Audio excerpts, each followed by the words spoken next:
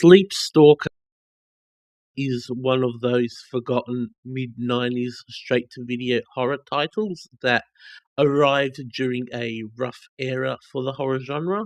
The 1990s, outside of a few standout hits, were often a sad time for horror fans. Many studios had little interest in producing horror films, and a lot of what did get released went straight to video as low-budget disposable.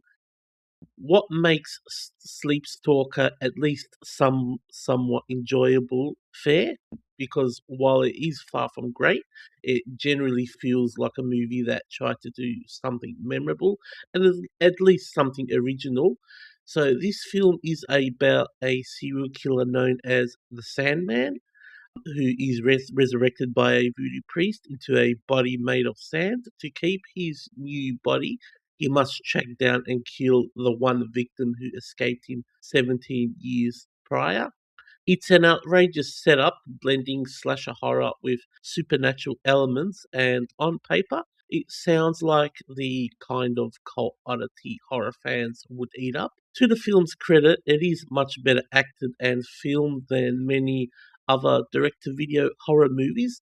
There is a level of competence here that helps separate it from the bargain bin trash that flooded video stores around that time in the 90s. The cinematography is surprisingly strong, giving the movie a moody and eerie atmosphere that suits the Sandman character perfectly.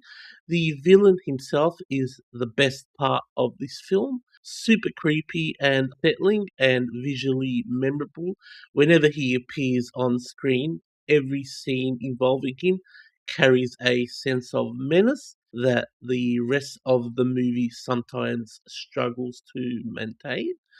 Unfortunately, Sleepstalk also has some clear weaknesses. Despite the strong premise and decent production values, I found this movie somewhat boring in stretches.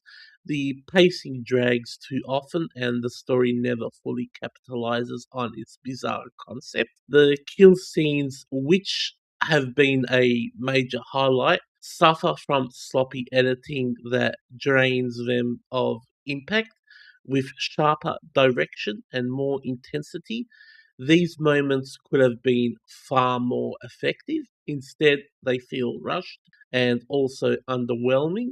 The ending is another disappointment, closing the film out on a weak note when it really needed one final memorable punch. It never leaves a movie, I should say, it leaves a movie feeling flatter than it should, especially after some generally creepy moments earlier on. Still, Sleepstalker deserves a little credit. It is one of those mid-tier 90s horror curiosities that may not fully succeed, but it has enough atmosphere and the strong main villain and a sense of effort behind it to make it watchable. Whenever the Sandman appears, the movie comes alive. If only the rest of it had matched the energy of the Sandman character. So my rating for this film is a straight down the middle 2.5 out of 5.